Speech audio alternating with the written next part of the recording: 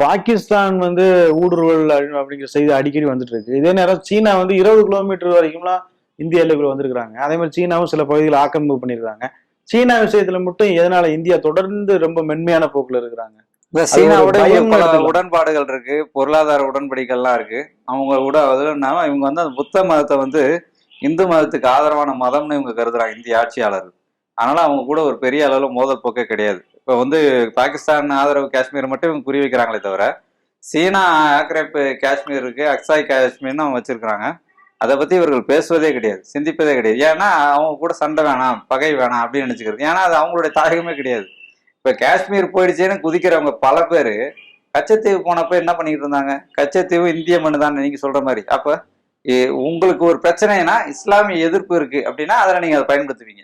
அதெல்லாம் எதுவும் இல்லையா? அப்ப கச்சத்தீவை யாருக்கு வேணாலும் கொடு, ராமேஸ்வரத்து கூட கொடுத்தாலும் கொடுப்பாங்க.